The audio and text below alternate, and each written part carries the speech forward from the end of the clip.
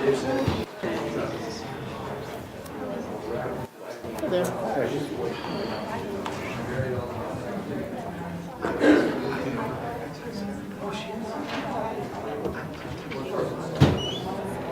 Cool, I didn't notice that.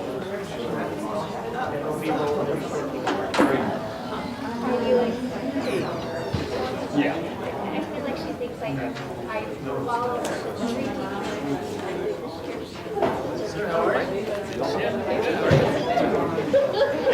How you doing? Oh, sorry for the short notice. Hello. Yeah, you know, if you drop the kids off to the door, just tell them to come in here to the media center. But really, if you park in Alberta, it's not that far. She has to present.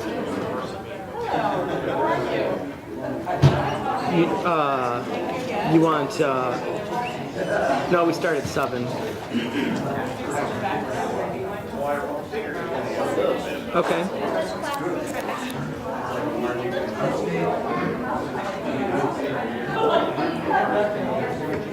Sure. So you know, Alberta's 1 street over from Marshall. If a block south, Alberta's a street south of Marshall. Oh, that's probably not full. It's just a distance away.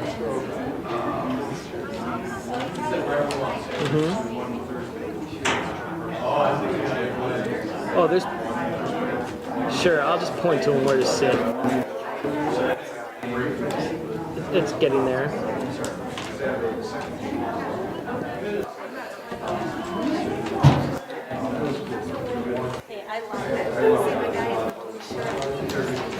There's some extra seats set up.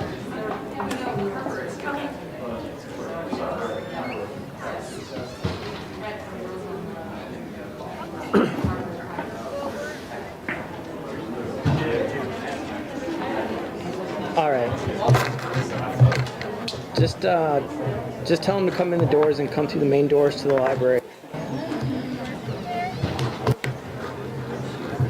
Not yet.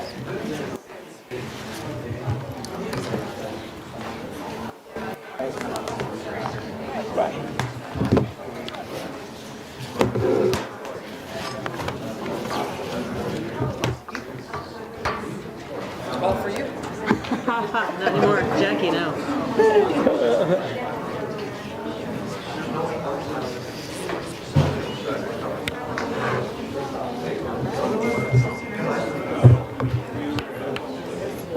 Jim is.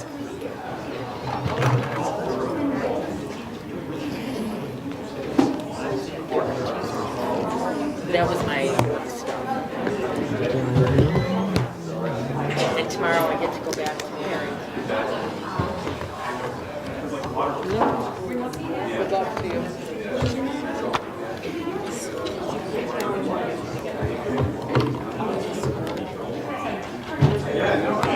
Is it Bill's number? Oh.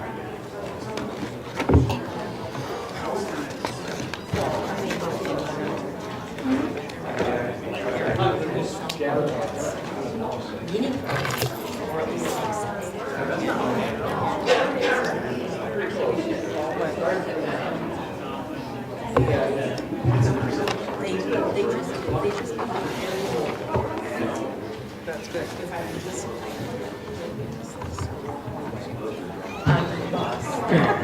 How's it going? I'm good. How about you? Outside. Well, the new lease. Okay, how you doing? Good.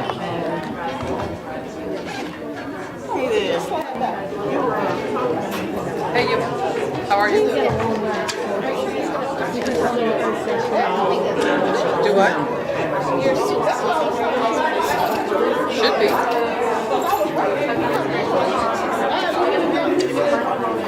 So that's all. They're not here. You applying? Oh, I know. That's what I just said. Not yet. They do. Has nothing to do with me. I'm low fruit compared to them. Way down here. It's up here.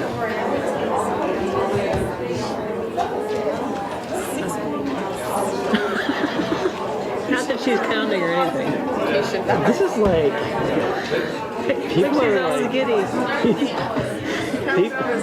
people are. So much you turn them away. Like, You're not hiding much, or maybe you are.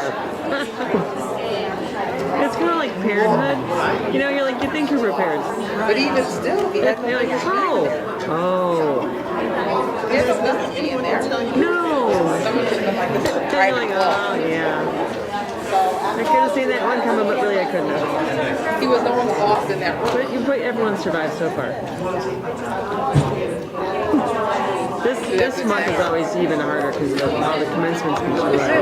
Hey, Bill.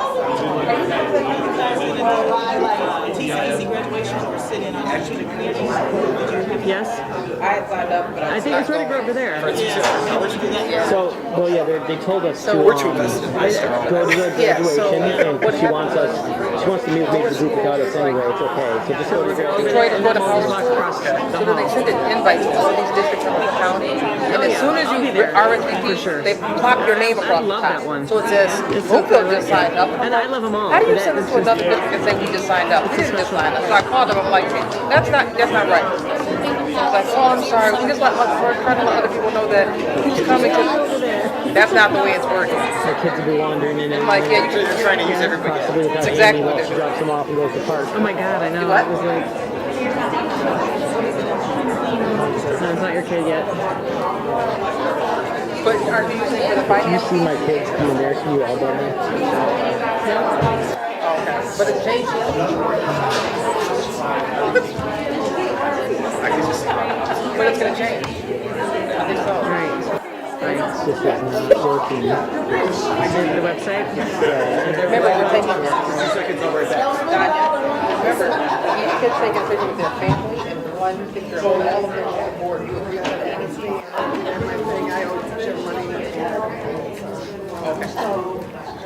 See if I can get You agree to one? Yeah, oh yeah.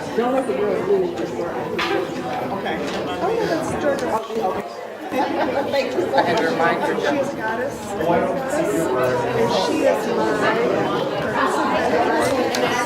Okay. So that's 2 pictures. It's up very close. She is, Sandra Duke, you know, she's acing my family out of the picture. so she's a great that's awesome with Durga. Is the only time that Durga shows up is when not running themselves. So Put it closer to you. and Durga rises up and mounts a tiger I like that. and rides on a smile and anything you could Smoking is one of my favorite things to do. and so this is Durga. Everyone loves a good smoke. This is what I got when we got this to remind me that we're fighting for people who cannot help themselves and giving up. Good evening, everyone. I'm going to call the meeting to order tonight at 7:01 p.m. This is a regular meeting of the Ferndale Schools Board of Education held on Monday, May 20th, 2019. Our meeting is being video recorded and will be posted on the Ferndale Schools YouTube channel. All meetings in the Ferndale Schools are held in public in compliance with the Open Meetings Act. Printed documents discussed in tonight's meeting are available to the public upon request, with the exception of any information protected by student or employee privacy rights. Board meeting information is posted on our website at ferndaleschools.org. If you do not have internet access and need information, please contact the board offices at 248-586-8652 by Thursday of the week prior to the meeting, and district staff will do their best to work with you. Next up, roll call, please. Here. Here. Here. Here, Latasha. Here. Rodano. Here. President Hart. Here. Thank you. Let's rise for the Pledge of Allegiance, please.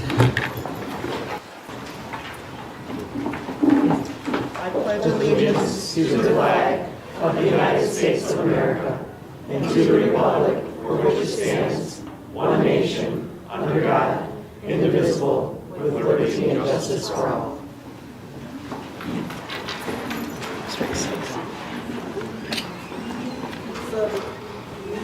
Next up on the agenda, item 1.3, approval of the agenda. After review of the agenda, are there any items that anyone wants to update or change? No? All right, seeing none, and with unanimous consent, the agenda is approved as is. Next up on our agenda are our Ferndale student representatives, Ms. Zoe Butters from Ferndale High School. Good evening, ladies and gentlemen, school board members, Superintendent Bazzi. This year is winding down with Wednesday being the seniors' last final exam day and Wednesday being the last day of school, sorry. And along with CASA ending with the picnic on Thursday. On Wednesday, after they take their last final, the seniors are going to the gym for a meeting, and then they will collect their cap and gown and graduation tickets. And then there will be the senior clap out where everybody in the building stands in the hallway and claps as the seniors walk through. And so we all get to say goodbye to them. Also on Wednesday evening, seniors will be honored during the convocation at 7 p.m. in the auditorium. If you would like, you can come. It's just right there. The commencement will take place on Monday, June 3rd at the Ultimate Soccer Arena at 7:30 p.m. Last week, the FHS CASA Art Department held their annual Showcase of the Arts. I take dance at CASA, and we had a great time performing. There were some solos and duets. I did a duet, and everybody did great. Right now, there's some art displayed in the Commons for you to look at afterwards. That was displayed during that. We also had our wonderful spring band and choir concerts. I'm also in choir, and they went amazingly. And we're very proud of our musical organization here at Ferndale High School. Also, finally, two things. One, I meant to say this during the last meeting, but our school store has opened and it's been doing great. And for the last thing, some of the congratulations to the following students that have qualified to participate in the state championship track meet. For the 200-meter relay, Colleen Jones, Jacqueline James, Nadia Little, and Rakima Little. For the high jump, Kevin Cole. For the 3,200-meter relay, Kelvin de Vienna. I'm sorry if I'm butchering any names. Solomon Palmer, Christian Palmer, and Cy Burley. For the 300-meter intermediate hurdles is Harrison Hayes. If there aren't any questions, this concludes my update. Thank you very much. Thank you. Next up, Ms. Sydney Embry from UHS.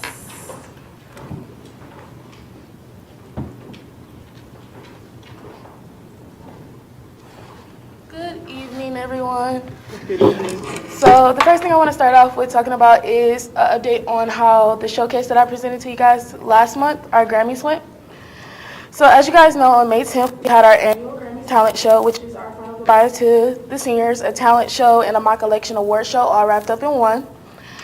Although a lot of things didn't go as planned, our supporting staff and students really helped together to put on the best show as possible, even through our downfalls. And we still had a lot of fun. So our students still have fun presenting, performing, and watching the show. And we even raised a little money to help Student Council out with their final endeavors for Fun Field Day. So, and for the next, generations of Student Council to come on after this year. So that was pretty good. The next thing I want to talk to you guys about is our prom. So our seniors are literally on the brink of their last few days, with Wednesday being the last day, and our prom on Thursday. They're really excited about it. Our theme is a masquerade ball prom, and it's going to be at the Venetian Club Hall in Madison Heights from 6:30 p.m. to 10:30 p.m., I believe. And it's actually pretty funny because a lot of our students are literally scrambling to get everything together. Because everything's so close together, but then it's so far away for us. So yeah, we're trying to scramble. Then we have our senior breakfast on Wednesday and our last graduation rehearsal also on Wednesday. And we had our senior pinning last week, Friday, which went very well. I believe some of the teachers told me that was the best turnout we had in a while. There was literally, even the seniors didn't have enough seats. So it was mostly families and seniors. Everybody brought out their families. It was just a great turnout. The best turnout, I believe Ms. Haynes told me it was the best turnout they had in like a couple years, maybe 3 years. So that was really good. And enough about the seniors. Our lower grades did a very good job pulling through with this NWEA testing that they're finishing. I know it was tiring. Even every day I walked in and I saw the sign, like, Jesus Christ, they're still testing. So they're doing a really great job finishing it up. I believe our principals do have something in store for them, just help them keep motivated through and showing the state that our school is doing everything as possible to keep them educationally higher and where they're supposed to be.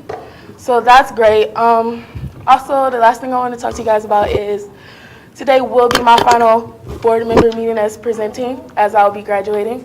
And so Naya over here will be taking my place next year and for the next meeting. And I just wanted to say thank you to you guys for listening to my updates about our school. And I think it's very prestigious that I get to do something like this and let you guys listen to see what's going on. So thank you. Any questions?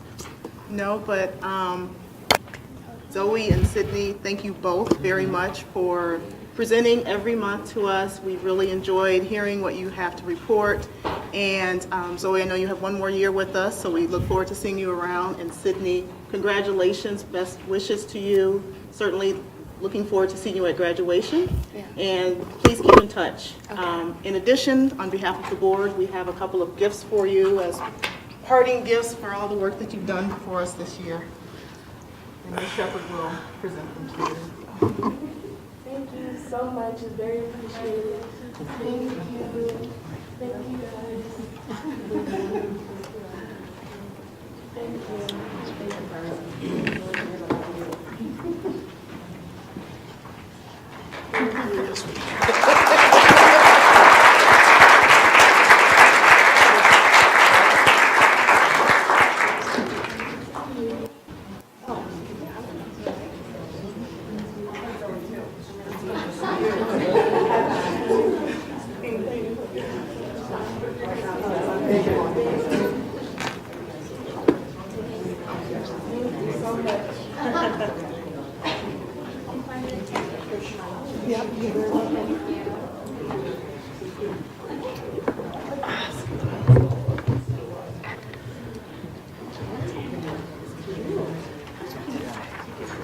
Oh, picture? Okay, I'm gonna do a quick picture. Oh. Whoops.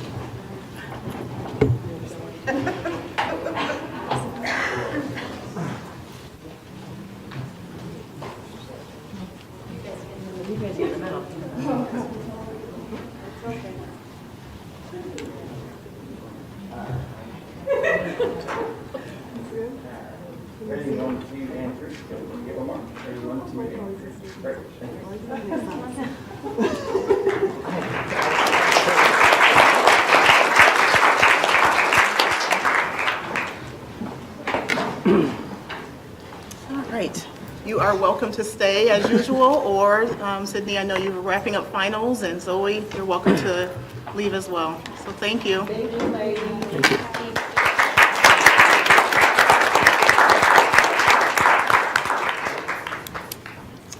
Next up, we have presentation of the Superintendent's Excellence Award. This being May, it's our last month that we'll be honoring students. As at our next board meeting, they'll be out for the summer.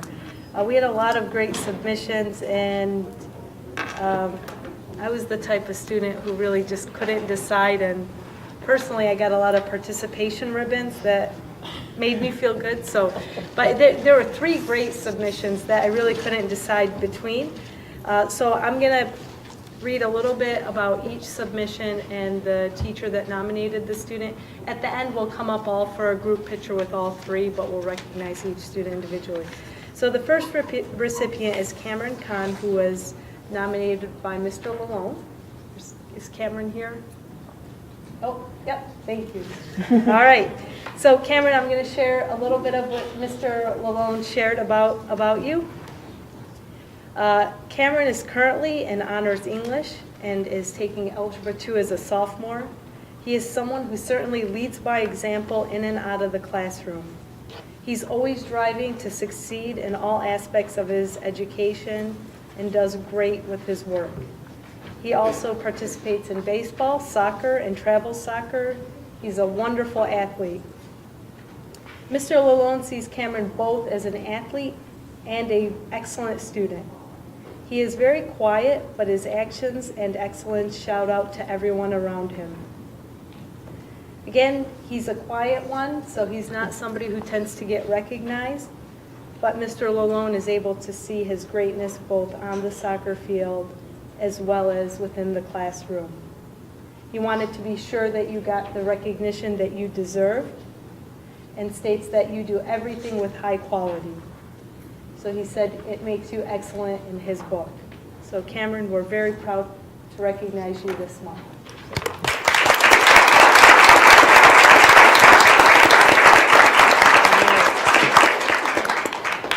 Our next recipient was nominated by Mr. Blatt, Wanari Birdie, who is, I'm going to share some of the words that Mr. Blatt shared with us. Wanari is a model student, quick to help around the classroom in any way, and just kind and simply nice. She really cares about doing quality work and is such a deep thinker.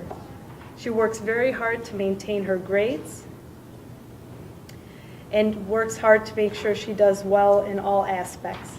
Outside of school, she's a blue and black belt in karate and practices, you gotta help me with this word, I wanted to ask you, the type of karate, what's it called? Oh, I just copied. Yeah, please, yeah, Mijishu, thank you. And attends religious school as well. So she does a lot inside and outside of the classroom, in addition to oboe lessons.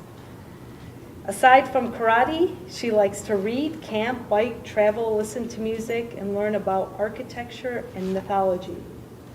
She needs to be recognized for her dedication to school and doing quality work. She comes from a home that supports her. She is thoughtful, hardworking, and has so many qualities that we want to see in a middle school student. But again, she's never settling for just good enough. She always strives to be excellent in everything she does. She's a model student. So it's with great pleasure to recognize Wanari Birdie as well.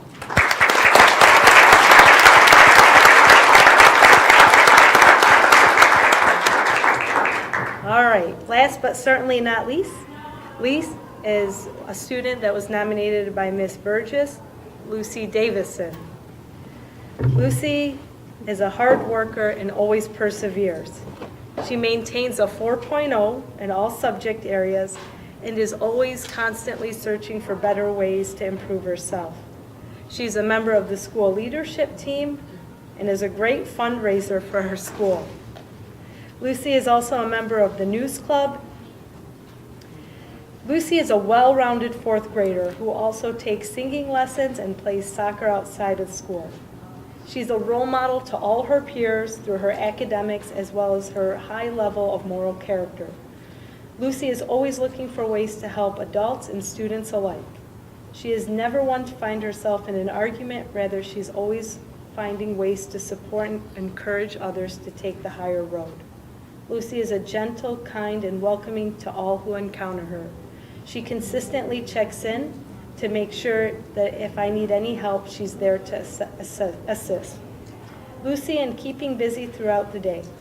During her time in News Club, she volunteers and picks up slack when needed.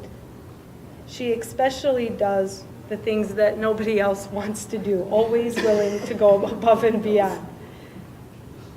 Lucy is the epitome of a well-rounded, exceptional student with a very bright future ahead of her.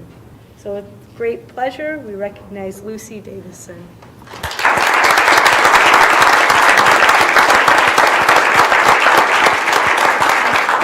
So if we could have all students and their family come up, we're going to try and organize this in one picture so all winners are together. My favorite two packs today. The nominators are here, please come up as well, Mr. Claire. We're going to organize this. All the students in front, obviously, you guys are. And then the rest of us just. Fit in, huh? And we'll give you a chance to take pictures with his picture.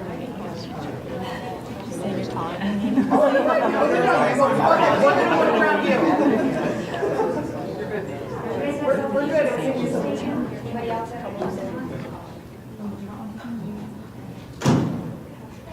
All right, rules on if you can't see me, I can't see you. So move your head one way or the other. There we go. All right, flip it this way. Ready, 1, 2, and 3. Good. Let me get one more. Ready, 1, 2, and 3. Great. Thank you very much.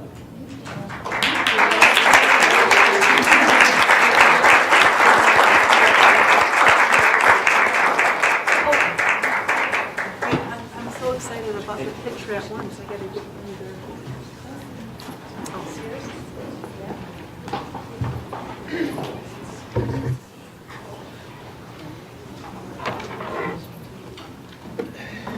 Is she excited about coming tonight?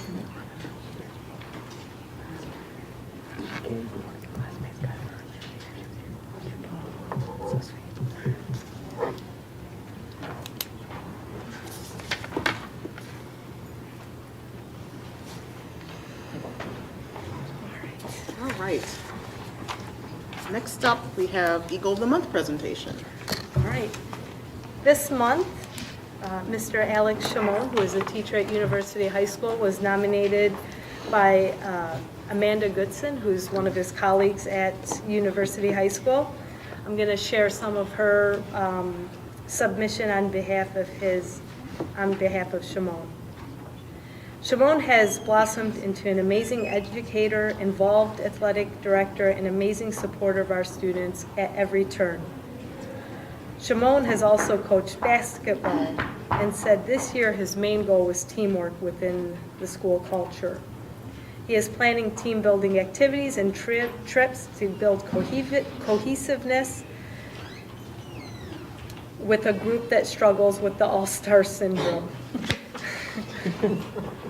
Shimon is probably the best example of a teacher genuinely loving and caring about his students in all ways.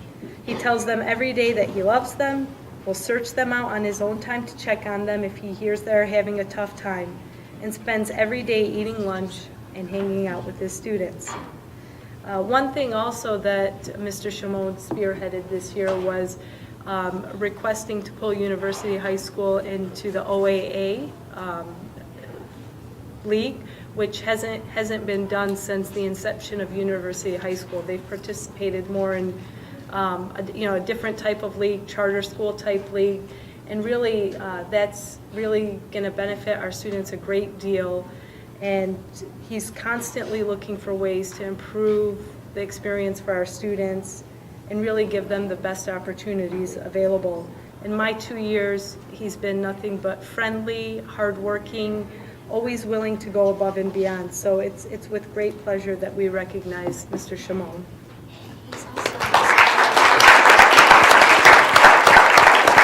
One other thing that Dina mentioned, he's also within our aspiring principals.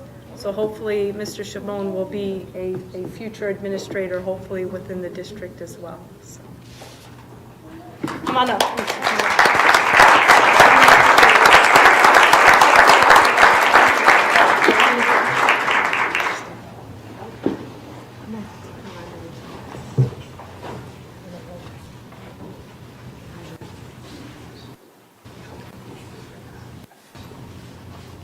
Pretty tall, standing there. All right, we're going this way. Ready, 1, 2, and 3. Good. And one more. Ready, 1, 2, and 3. Great. Thank you very much.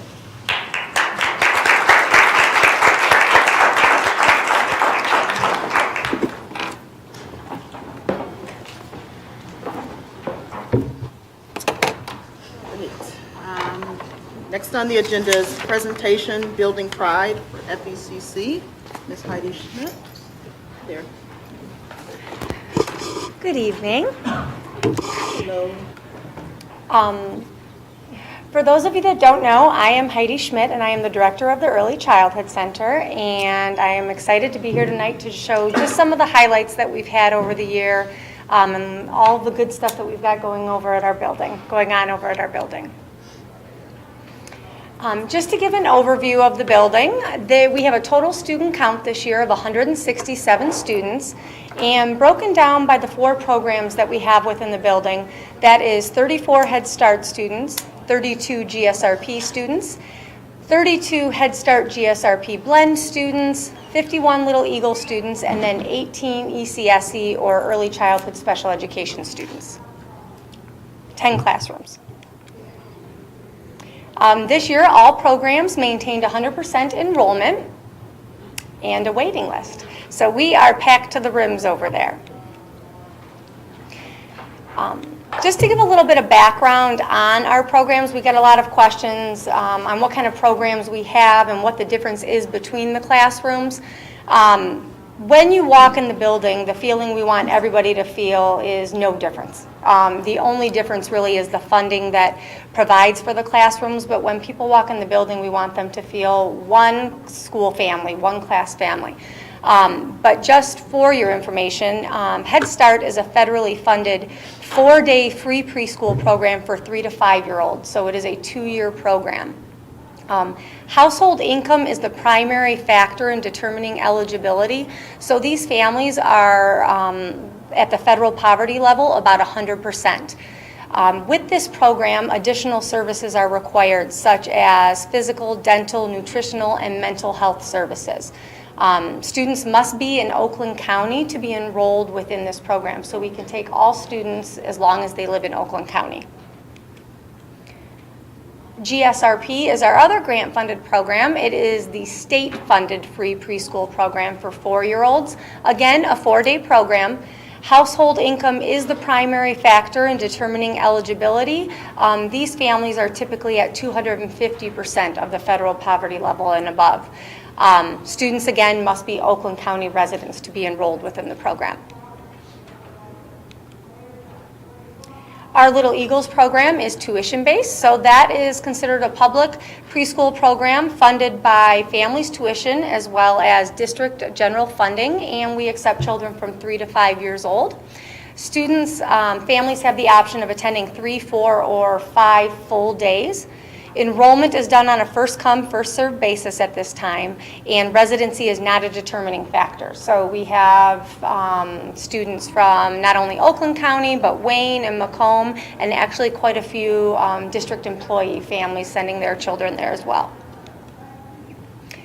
And then we have our Early Childhood Special Education classroom that is for district residents of students from 2.5 to 5 years old that have special needs that have been determined in regards to an IEP, as long as that is the least restrictive environment. The program runs 4 days and is a half-day session. So we have an AM session and a PM session. And like I mentioned, students must be Ferndale residents in order to attend. Just a little background. When thinking about what I was going to share with you tonight, one of the things that stood out the most was just how much we've really focused this year on increasing our community partnerships and engagement that we have. So there's just a few highlights that I want to share with you tonight.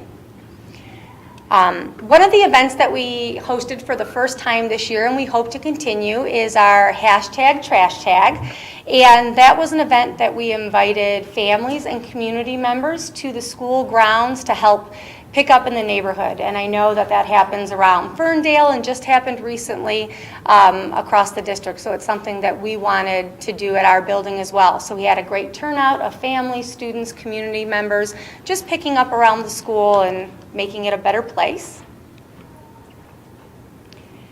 This year we partnered with Oakland Family Services to provide a parent training that's called Positive Solutions for Families, and that was held during our monthly Coffee and Conversations event.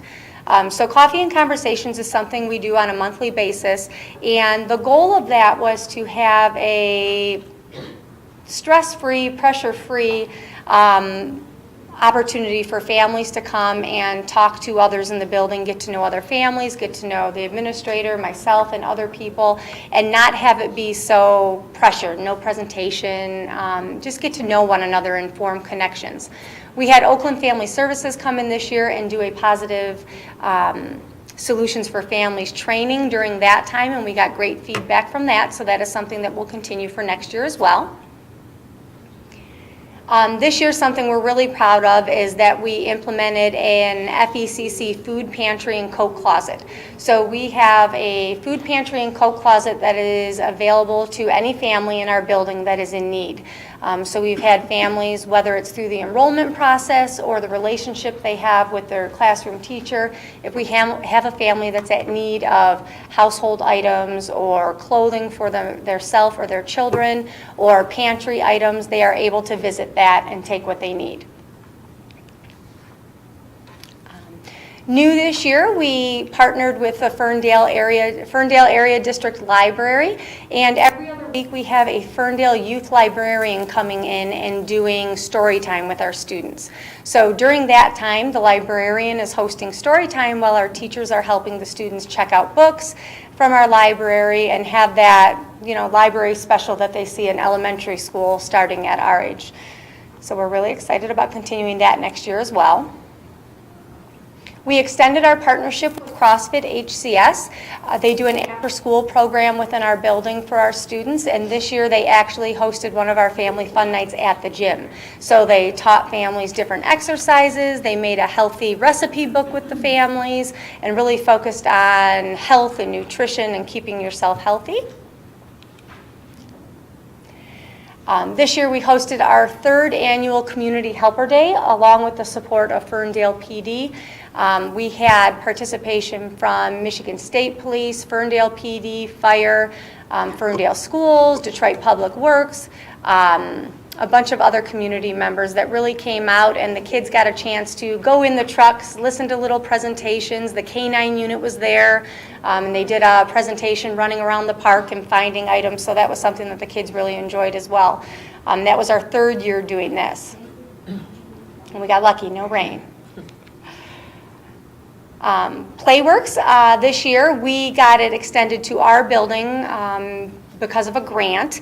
So they are trying to extend into early childhood. So this year our staff got training from Playworks, has had consultative visits, and actually this Wednesday gets our final growth visit where we're talking about where we go next from here. So that was really exciting to have as well.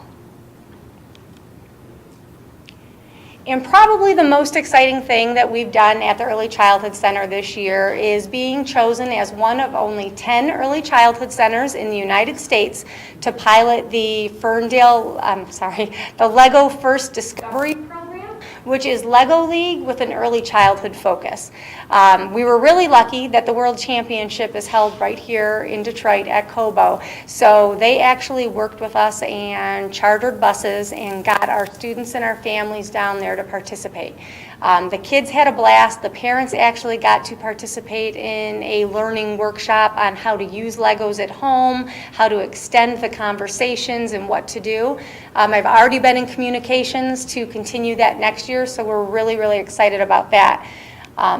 Here's just a few snapshots. All the kids got medals, and they all showcased their talents in building a moon base. So in early childhood, it was a 10-week program, and the theme was Mission Moon, and the kids had to work through 10 sessions and problem solve on how to build this moon base and what kind of jobs would we need on the moon, what could we do. And the culminating session was building a moon base and getting from one to another. So it was really neat. We had them mixed up. They didn't work in their same groups, and they were working with a Lego facilitator, so not their teacher anymore, and working together to really see those plans that they've worked on for 10 weeks come to life. So we're really excited about what next year's looks like. Next year's theme is building the community around you. So I'm also got the wheels turning about how we can get that out in the community and what that looks like.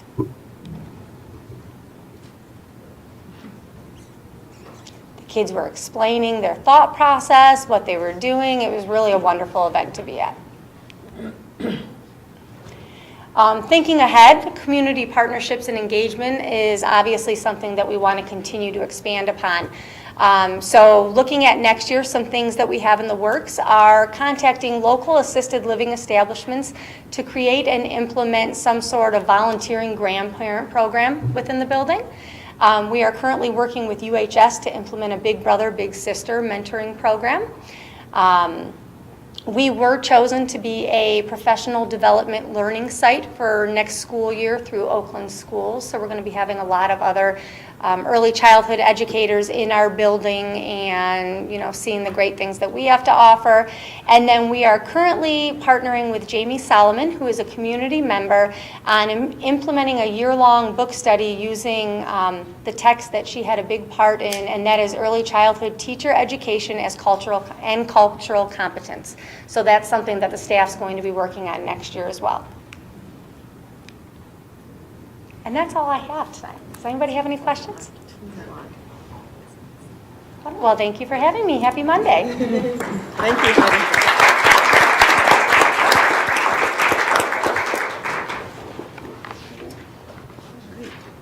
Thank you for sharing all that's going on over at FBCC. Next, we have a committee, or complete count committee. Adam Loomis from City of Ferndale. How you doing? Hi, Adam Loomis. I'm the Assistant Building Official for the City of Ferndale. This is Dave Movia. He is our GIS technician. And we wanted to take the opportunity, and thank you for inviting us, to talk about the 2020 census. It's upcoming. It's incredibly important. And we're going to kind of go over the details, why it's important, and even just start with the elementary level of really what is the census, what is the decennial census, and why do we take it? You want it? So just a quick background of the census. The U.S. Constitution requires that a census be conducted every 10 years, and to count every person in the 50 states, Puerto Rico, and all the island territories. Then that data is compiled and used for legislative districts, school districts, allocating electoral votes for states, legislators, and then also for federal funding. So this is, the federal government has $675 billion a year that is allocated based on the data from the census. And if your community has very accurate data, you can get more funding, better directed funding, and be able to target and use those resources better. And Ferndale received $78,943 in CDBG funds last year, and with better data and more accurate data, we could receive more once the census is completed in 2021. And actually, to that point, I just received news on Friday that the sub-recipient agreement is in, and the federal government granted us an extra 10 grand. So since we put this slideshow together in the past week and a half, we're actually higher than we were last year.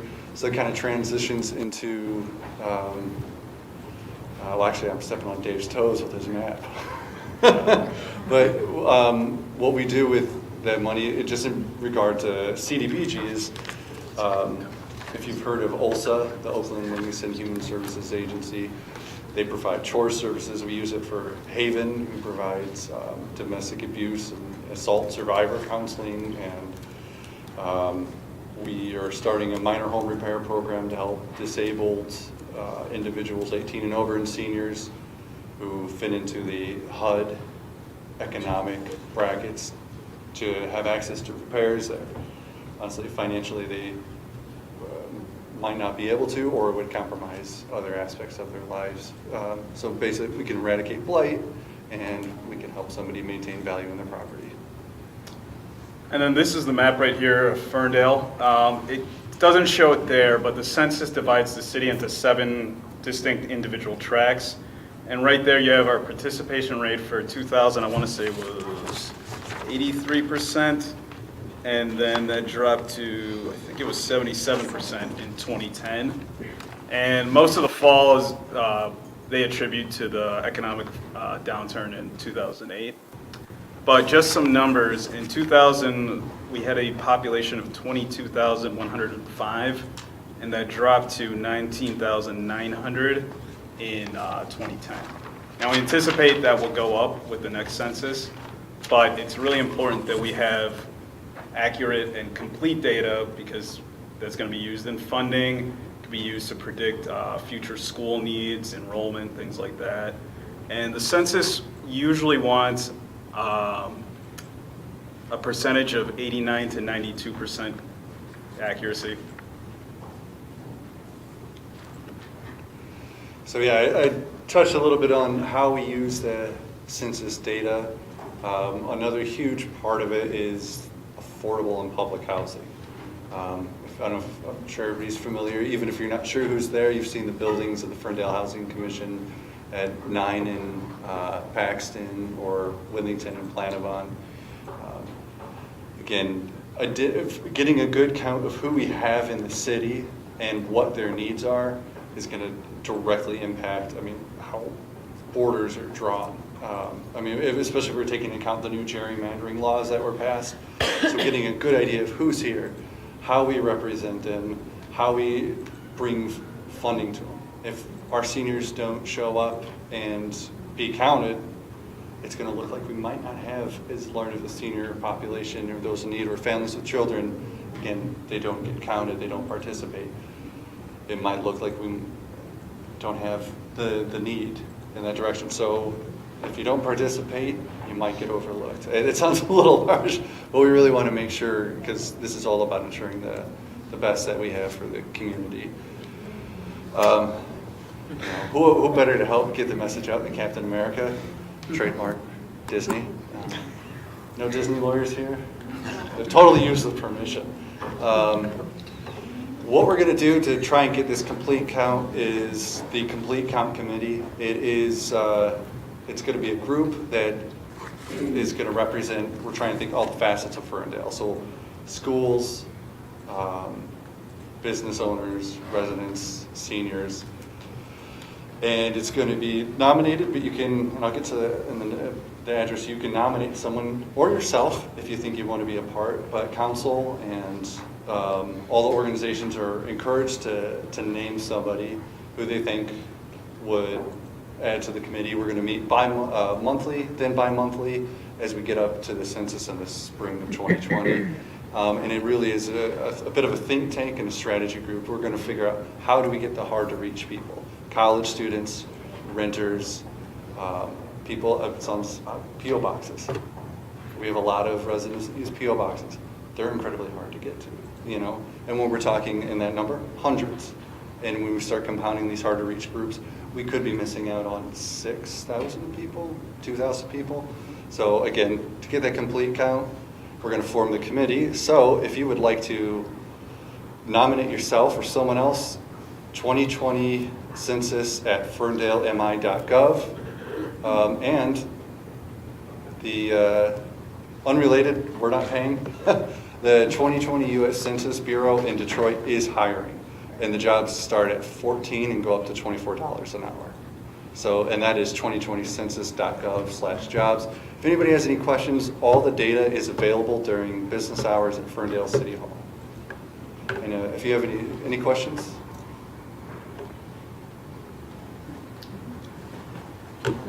Thank you very much. Thank you.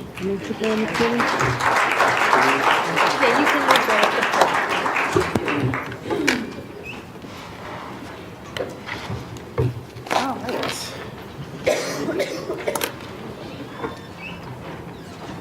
Next up, we have our strategic plan share out.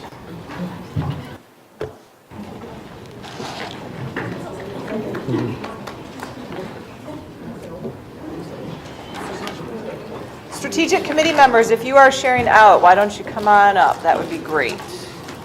It is a team effort.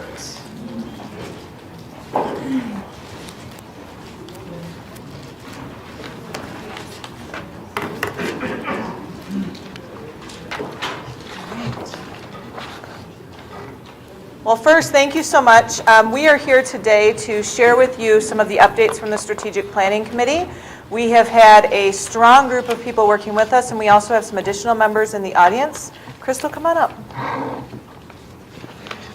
We have some extra committee members. I want to introduce everyone first. My name is Megan Fucciarelli. I served as the chairperson of navigating through this, but honestly, I had the least important job of everyone in the group because we had a lot of work that we were doing.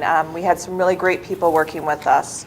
So what I'd like to do is tell you a little bit about what we will be sharing and what we'll be doing, and then I'll introduce all of our committee members. Tonight's purpose is to share out what we have accomplished at this point and provide you with access to give us feedback so that we can finalize our strategic plan to actually adopt and implement moving forward for next school year at the next board meeting is our goal. We will be reviewing the actual committee work and what we did, and then we will go through the structure of the strategic plan along with reviewing the vision, the goals, and the objectives. And then we will actually be talking about next steps of what you will expect to see from us moving forward, as well as asking for feedback from all of our community members who are here tonight, as well as anyone who is just willing to give us feedback who's not able to come. So we'll start with just an overview of who we have as part of the committee. We had 20 people from the Ferndale Public Schools community or Ferndale Public Schools family join us. Within that, we had 7 parents with all buildings represented. If you are a committee member, if you could please stand if you're in the audience. I just want to do a quick introduction really quick. So we have Camille Gunter, who represented FECC. Camille, just there you go, Camille. And then we had Nick Schultz, who actually represented TCEC as a parent. He is not a parent of a TCE student, but he went over there very often, checked with them, made sure that we were able to get some really good feedback so we could have representation from TCEC. We have Lisa Williams from the high school here in Ferndale High School, I should say. We have Tammy Crossley, who represented special education and paraprofessionals, correct? And then we have Marie Gearing, who represented the secretarial unit, correct? See, you're quizzing me now. And then behind me are all of our committee members who are going to be helping to present as well.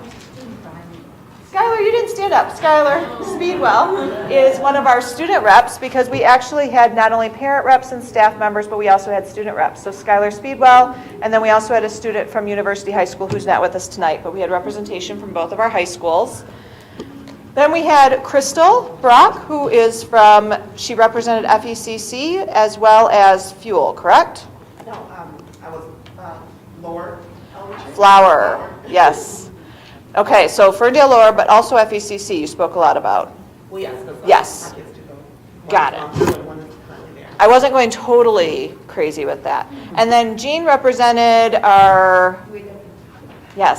one of our unions. Yes, support staff union. And then Amy represented our teacher union. Thank you for all of the words, because there's so many other words, right? And Lindsay represented one of our teacher groups or teachers, and she actually was with Upper, correct? Lower and Upper. Behind her is Sarah, and she represented FECC, right? Yes. Tom represented our administrators. Jim represented our parents at the middle school. David represented our parents at the high school here, Ferndale High School. Sean is one of our teachers from University High School. And I think that's all that was here, right? And we have other members who are a part of us, but were not able to be with us tonight. So just a quick introduction, because they all did most of the work and they were amazing with coming to meetings. We also had board members and district leadership present who were there for the meetings to be a part of the conversation by listening so that they could provide feedback. However, they were not active members of the committee because we really wanted the community members and everyone who will be executing this plan to be the drivers of this plan as we move forward. We started in January of 2019, and we've been together for over 25 hours since then, so we've gotten to know each other pretty well. We've had a lot of fun, but we've also worked really, really hard. We shared with the community on April 25th, just a few weeks ago, to get some of their feedback, and then we actually took that back, revised some things again, and what we're presenting tonight is a revision of all of those components. And hopefully we're at a pretty solid point to be able to move forward with adoption. We will review again after June 3rd because after tonight we will be asking all of you for your feedback once again. We really want this to be a community project that we work on. So just a quick overview of what we actually did. In that first meeting in January, we reviewed this previous strategic plan and efforts that have been done within Ferndale community. Your Ferndale community here has really done a tremendous job of interacting with the community, making a lot of efforts to be deliberate in your intentions. So we wanted to make sure that we were looking at previous strategic plans, what worked, what didn't work, and how to move forward. We completed a SWOT analysis, which stands for strengths, weaknesses, opportunities, and threats. We did that to be able to really assess from a level of introspection as well as really looking at it with a critical lens to determine what direction we wanted to go in within our strategic plan moving forward. Our goal was to create, and our task was to create a 5-year strategic plan.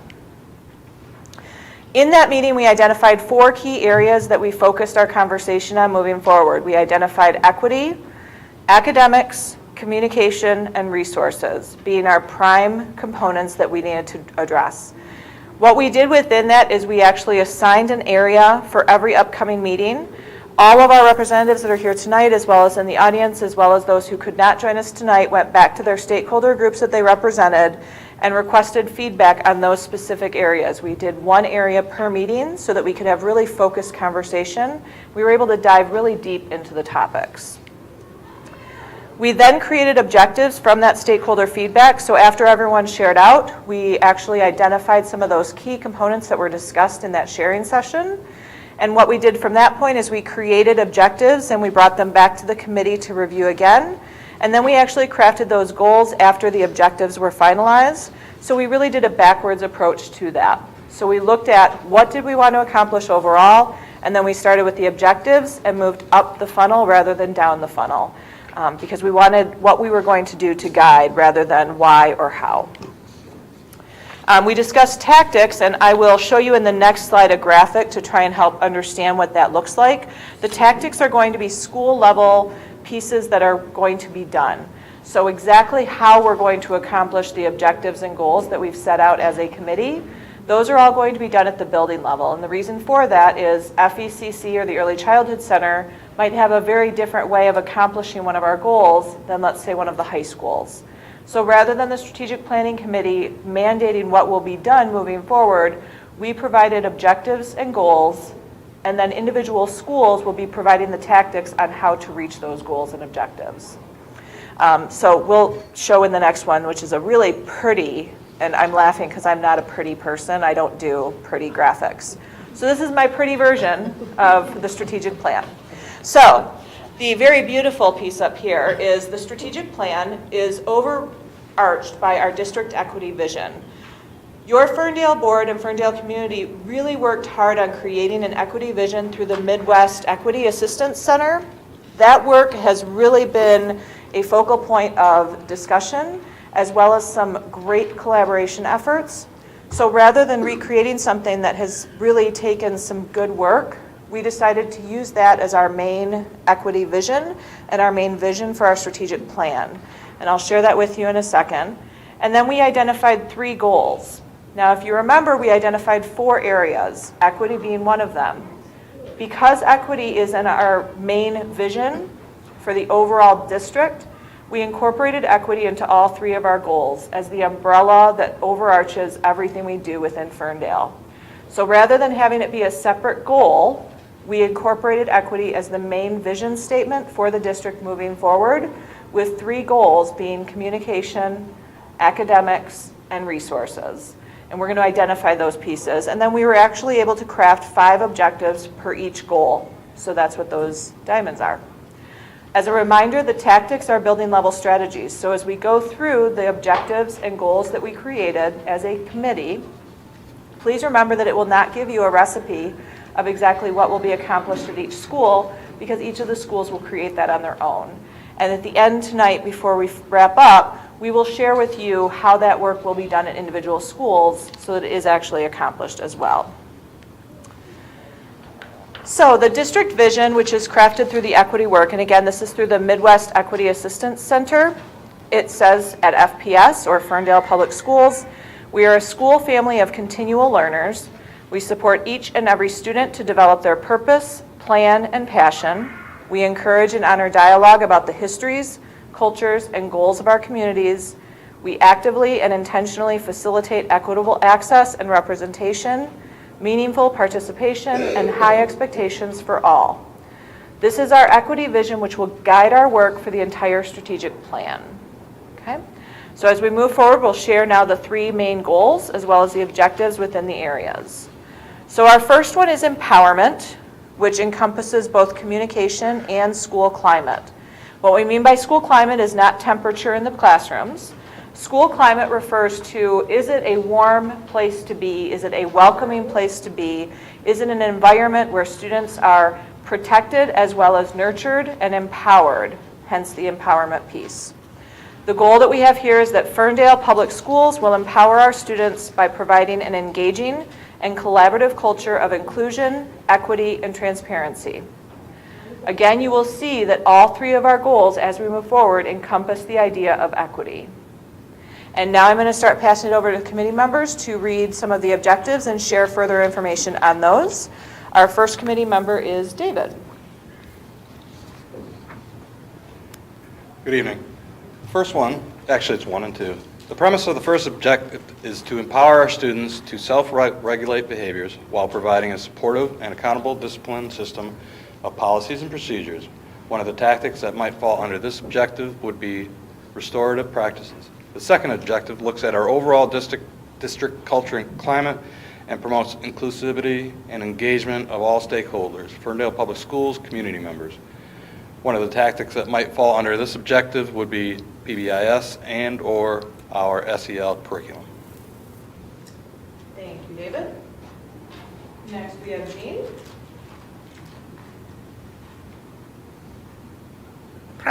Hi. The premise of the third objective is to combine the district calendars and to provide succinct information across the district to all Ferndale community members, inclusive of our families, staff members, and neighborhood partners. This would be supported by the communications department as well as to include the secretarial support at all of the buildings. The fourth objective looks closely at our health and wellness programs and includes physical, mental, and nutritional health and the wellness of all of our Ferndale family members. One of the tactics might be to include analysis of our nutrition programming within the schools.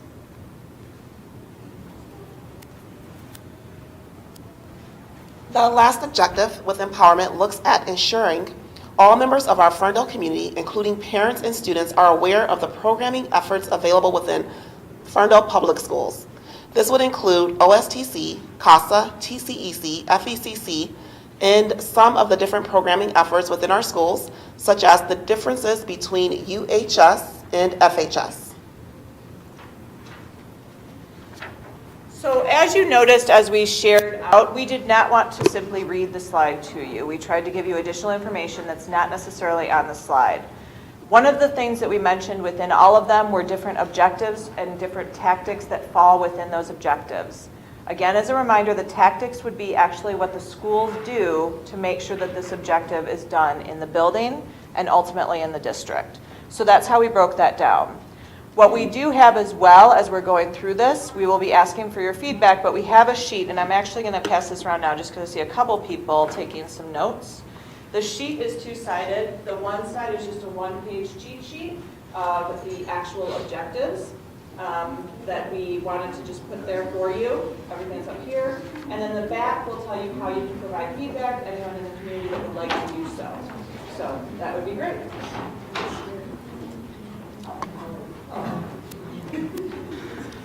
And if you see that, Jean just empowered David by helping out. So. No, give everybody that. So again, these are our 5 empowerment objectives, which focus on communication and school climate. We will now move into our second of 3 goals, which is environment, and that encompasses our fiscal, human, and building resources. So making sure that we have adequate financial resources as well as personnel or human resources, and then also looking at buildings and making sure that we have the appropriate space for our students and for our staff members and community members. So Ferndale Public Schools welcome all into a physically and emotionally safe learning environment, which includes financial, physical, and personnel resources. We will go through this again with 5 different objectives. And I believe Jim will be the first one sharing on the environment objective. Good evening. The first objective is focusing on human resources. We want to not only want to ensure that we are recruiting and retaining appropriate staff, we also want to make sure that we are training and supporting our staff with a high level of accountability. Tactics within this objective would include professional development, staff evaluation systems, and mentoring programs for all levels of staff. The second objective relates to technology and expanding upon the relevant and appropriate technology, including equipment and professional development. And I believe Amy is next with the next 3. Amy. So our third objective within this goal is to look at building resources and ensure that we're providing adequate, flexible learning spaces for our students. This is a beautiful, flexible learning space that we're sitting in right now. The fourth objective is focused on safety and implementing our emergency operations plan with fidelity. Some tactics would include transportation concerns as well as security within and around our school buildings. And our last objective within the environment focuses on fiscal resources and maintaining fiscal sustainability. So again, these are our 5 objectives of how we want to ensure within Ferndale Public Schools that we have the appropriate environment that encompasses every piece of that. Again, through a lens of equity, so we're not only giving everyone equal access, but we're giving everyone equitable access and access to things that they need to be successful rather than just everyone getting the same thing. Okay? The next one we're going to look at is excellence. Excellence encompasses both our academics and our programming options. So this is above and beyond programming, also looking at what additional programs for our students do we offer, such as vocational education, for example, some of our honors programs, as well as some of our extracurricular pieces. So this will encompass all of those pieces within excellence. Ferndale Public Schools will provide access to high quality and inclusive programming with a focus on excellence, student engagement, and continuous improvement of academic achievement. We felt it was very important to put in the idea of continuous improvement because we know that we have to continuously improve to be able to continually offer the best environment for our students and our family within Ferndale Public Schools. The focus on excellence is really making sure that we're providing not only great programming, but that we're pushing our students to their highest potential, looking at both their interests and their needs, as well as every component of that, and then engaging our students in the process. Again, within all of our conversations, we were able to narrow that down to 5 objectives, and I believe our first person to talk on that is Lindsay. The first objective includes both our struggling and advanced students by focusing on consistent interventions and enrichments. And the second objective looks at ensuring the alignment of our curriculum and assessment procedures with an emphasis on the existing achievement gap.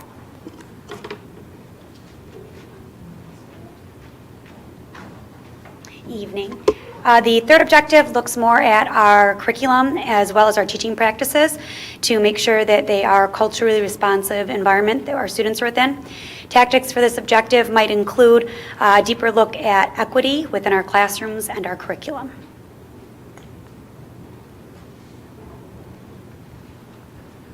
The fourth objective focuses on global citizenship and emphasizes the importance of critical thinking and creativity within relevant learning. And the final objective within excellence focuses on the placement of students within programs and classes. Am I going fast enough? Oh, sorry. So again, the last objective focuses on the placement of students within programs and classes. By doing this, we hope to see a stronger percentage of students across all identity groups within our programs. I have a trigger thumb, okay? It's not meant, I'm sorry. So as we look at our excellence objectives, we really felt it was necessary to focus strongly on academics to make sure that we are providing that high level of rigor for our students while also being mindful of what is necessary for them to be successful and really talking about what success looks like. that it's not simply about high grades or honors programs, that it's really about the whole child's creativity and looking at every aspect of our students that we serve. So those are the 5 objectives that we came up with for excellence through a lot of conversation. Like I said, the committee is a strong, very dedicated group. I work with quite a few school districts on strategic planning, and I will tell you that Ferndale was one of the most committed groups I've ever worked with, so I appreciate being able to work with your community. As we move forward, just to kind of tell you what our next steps are, we will be collecting feedback from the community through June 3rd. This is via email, so the sheets that were just passed out, as well as any community members who would like to provide feedback, we will monitor that and accept that through June 3rd. The reason why we have that deadline is we are meeting again as a committee later that week. We want to be able to review all comments and include all comments in our decisions as we craft our final plan to present to the board on June 17th. So at the next board meeting on Monday, June 17th, we will be presenting a final plan that will be shared with the board for approval to move forward. It is a 5-year plan. And again, that is our hope. We've been working very diligently on this process, but we also want to make sure that we include everyone's feedback who would like to provide that, knowing that we only were able to have 20 members on the committee as a whole. Now, this committee work does not show the end of the work within Ferndale Public Schools. Ferndale was very committed and dedicated to this process. In addition to creating the strategic plan, they also included the time to include all staff members in that process. So in the fall, I will be coming back to share the strategic plan with the entire district at their Teacher Institute Day, or Staff Institute Day, I apologize.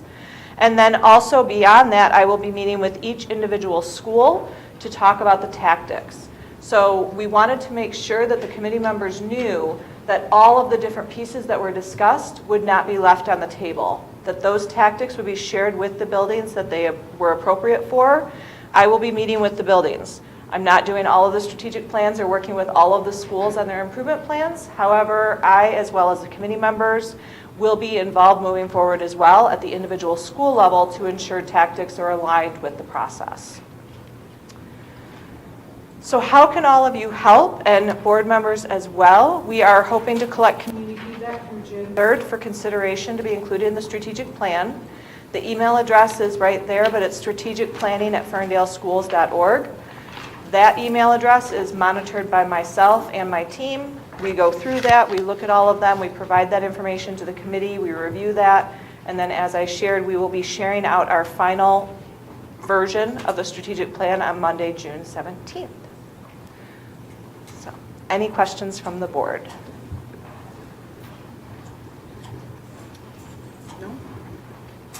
I appreciate all of your work, and it's just amazing to see where we are now compared to where we were many, many weeks ago. So kudos to all of you, and I look forward to seeing the final result next month.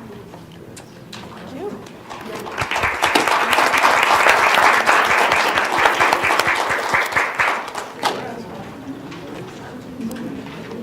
It is great.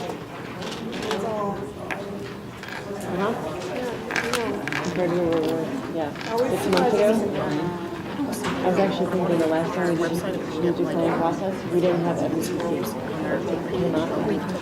all the conversations with the plan, and because everyone's like, we don't have this, we need, how are we going to finish the moment?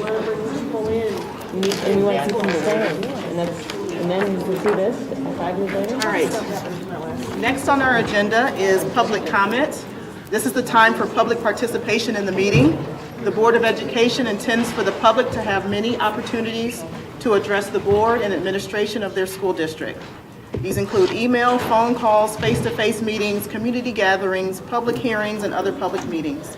We welcome individual and group input into the important issues that confront our schools. As noted at the top of the agenda, this is a meeting of the school board open to the public.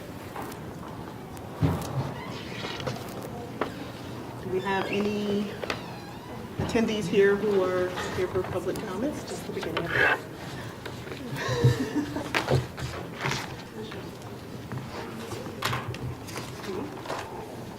Hello. Good evening, everyone. My name is Maurice Tullis Ford. I'm the president of the Teachers Union. So just a few updates. As we wrap up the year, Teachers are excited about the summer, obviously. Teachers use that time to go to conferences, to go to PDs, to read professional books, and to recharge and get ready for the next year. So a lot of it is reassessing what worked, what didn't work, and how can we make improvement. So looking forward to that and a little bit of a break from the students we love, but we're getting a little crazy this time of year. We also look forward to participating in June Fair. We generally set up a table there, have prizes for the students, so that's a fun event for us. And the union hosts an end of the year celebration for the teachers. We're also in the midst of bargaining with the board for next year's contract or successor agreement. And we've made progress since our last meeting, so I'm happy to report. I think both sides are starting to move a little closer to come to a final agreement. We still have a ways to go, and we are working as hard as we can to come to an agreement so that teachers have a contract before the summer's over, or excuse me, before school's out. We think it's really important for teachers to go into the summer with certainty around next year. The community needs to know what the calendar is going to be for next year, class sizes, just everything under the sun we'd like to have settled. Last year, I was approached by Birmingham shortly after the school year ended, and they wanted me to apply for an administrative position and a teaching position. I interviewed and ultimately felt Ferndale was the right place for me to be, but we know that other districts will start to make phone calls as they get vacancies and retirements, and we want our teachers to have certainty about next year. So I think both sides are doing everything they can to make that happen, and we look forward to hopefully having an almost final agreement for the June board meeting. So I think that's all I have. I really liked a lot of what I heard in the strategic plan. I think it resonates with a lot of what we're advocating for through the bargaining process. So thank you. Thank you, Mr. Tellisbury. Any other public comment before we move on the agenda? All right. Seeing none, we will start with item 9.1, the request to approve minutes of the regular meeting from April 15th, 2019. Item 9.2, the request to approve the minutes of special meeting from April 25th, 2019. Item 9.3, the request to approve bills and accounts from April. Item 9.4, the request to approve resignations and new hires. And item 9.5, the request to approve the Head Start Director's Report. Does anyone wish to remove an item from the consent agenda for questions or discussion later? Seeing none, I will entertain a motion to approve the consent agenda as presented. Moved by Ms. Dookie, seconded by Mr. Davison. Roll call, please. Davison? Yes. Dookie? Yes. Ibrahim? Yes. Wheeler? Yes. Latasha? Yes. O'Donnell? Yes. President Hart? Yes. Thank you. With 7 yes votes, the motion passes and the consent agenda is approved. Item 10.1 of the action agenda item is school board resolution in support of Governor Whitmer's budget proposal. Basically, Governor Whitmer put out a budget that would fund Ferndale approximately $720,000 more than we're currently funded at. Her budget recognizes the school adequacy funding study that basically states that Michigan is really funded improperly. The fact that it takes more to educate students who live in poverty or to educate special education students or English language learners. She's one of the first, well, she is the first governor to recognize that there's correlation between how we're funded and what actually gets to us. Obviously, this budget doesn't eliminate the gap, but it really is a step in the right direction in terms of what she put out there. The Senate similarly put out a budget that would benefit Ferndale much less, as well as many other districts in the area. What the Senate's proposal does is puts more in per pupil, but then takes away categoricals like at-risks in Title I, which we're already feeling the effect of. So basically, school districts around Michigan are putting their support behind the governor's budget because it's addressing that Michigan is poorly funded when it comes to education, bottom line. And so if we want to become a top 10 in 10 years, the funding needs to follow. So that's what this resolution speaks to. Thank you. I will entertain a motion to approve item 10.1, the resolution in support of Governor Whitmer's budget proposal. Moved by Mrs. Lataj, seconded by Mrs. Ibrahim. Any discussion on the motion? I just want to say that in light of our strategic plan with its focus on equity, it's clear that Governor Whitmer's budget addresses equity rather than a blanket solution to funding education. So I encourage everybody in the community to do what they can to support this budget proposal with their legislators.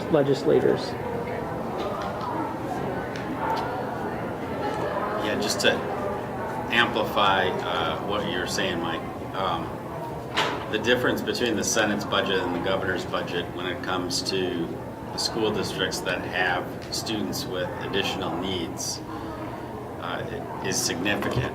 And in her first budget, she's really taken a big step to making sure that we can serve the needs of all kids in our district with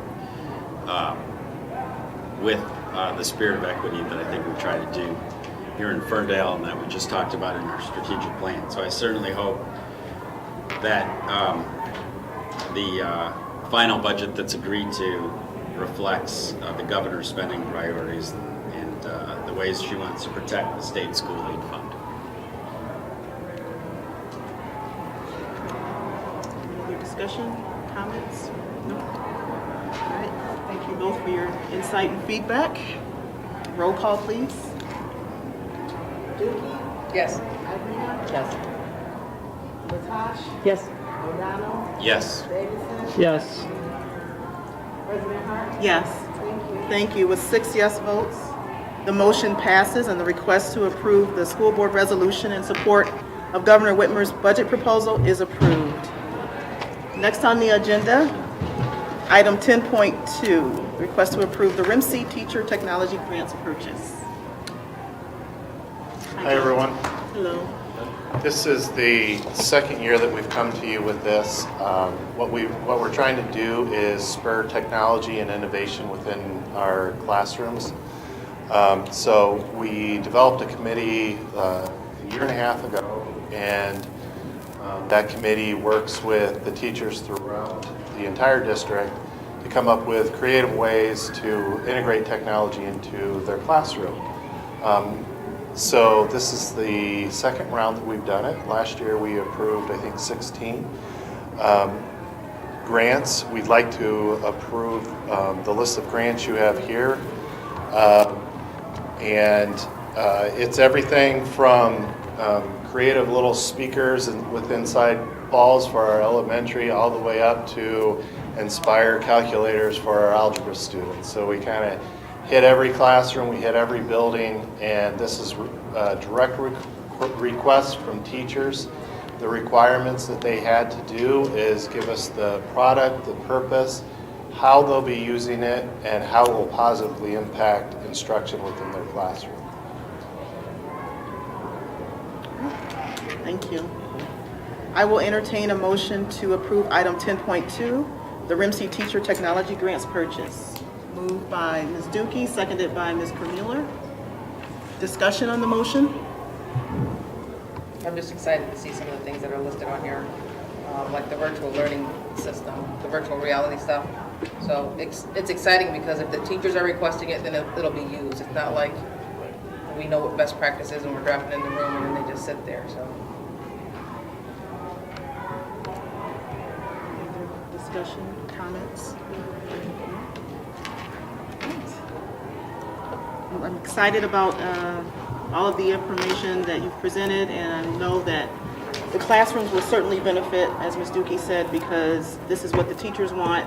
They'll jump right in and use it without really having much of a learning curve to learn how to use it, so this is exciting. Roll call, please. Ibrahim? Here. Kermuller? Yes. Lataj? Yes. O'Donnell? Yes. Davidson? Yes. Hart? Yes. I'm sorry, Yes. Yes. Thank you. With 7 yes votes, the motion passes and the request to approve the RIMC Teacher Technology Grants purchase is approved. Next up, Jeff is request to approve the security grant server purchase. Right, so we received the Michigan State Security Grant, and while we're still in the planning phases for our cameras and our door access control with that system, one of the approved grant purchases was an additional camera server for our system. Currently, we have 2. Adding the additional cameras with the grant that's approved will need an additional server. I'm coming to you with the server request a little bit early because I'm trying to avoid the tariffs that are coming. Some of the components of this server will be tariffed. So this is our best price, and we wanted to act on this one pretty quick. Thank you. I will entertain a motion to approve item 10.3, the request to approve the security grant server purchase. Moved by Ms. Ibrahim, seconded by Ms. Dookie. Discussion? Comments? Just thank you for keeping an eye out for us on the tariffs. I appreciate it.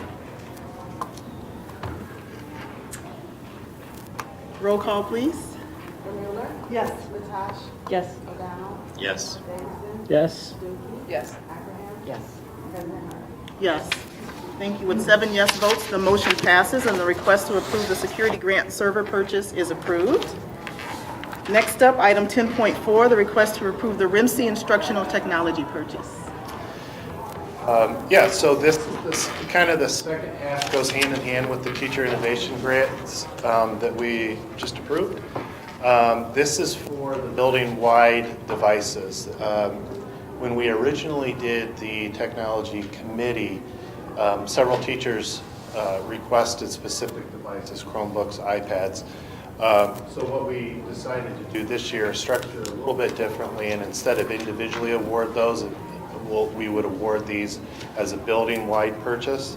So this year we're looking for 480 Chromebooks, 140 iPads, and 13 device storages that will allow us to be a little more flexible. They'll be in carts, and we'll be able to wheel them around the building so the teachers will have access to complete sets of carts at a time. I will entertain a motion to approve item 10.4, the RIMC instructional technology purchase. Moved by Mr. O'Donnell, seconded by Mr. Davison. Discussion? Comments? It's just nice that we're going to have some updated technology for our students, and we're really looking forward to it, and I'm sure the teachers and the students will as well. Hold on. I guess I do have a comment. I do appreciate that you came to us during one of our committee of the whole meetings. So we've gotten to ask like many questions about this and talk for a very long time about all this. I know it seems like we're just all shaking our head yes and nodding. So I just wanted to say we had very long discussions about this. Okay, that's it. Thank you, Nana. Roll call, please. Latasha? Yes. O'Donnell? Yes. Davidson? Yes. Dookie? Yes. Abraham? Yes. Mueller? Yes. Yes. Thank you. With 7 yes votes, the motion passes and the request to approve the RIMC instructional technology purchase is approved. And finally, Jeff, item 10.5, the request to approve the network wireless infrastructure E-rate funded project. Right, we spent quite a bit of time on this one, especially. This is talking about our network, complete network overhaul. And if you remember, our pricing came back through this E-rate consortium with 12 other districts, came out extremely competitive. We saw very large discounts with this project. So the solid numbers that you have here are the official numbers based off of what we'll need.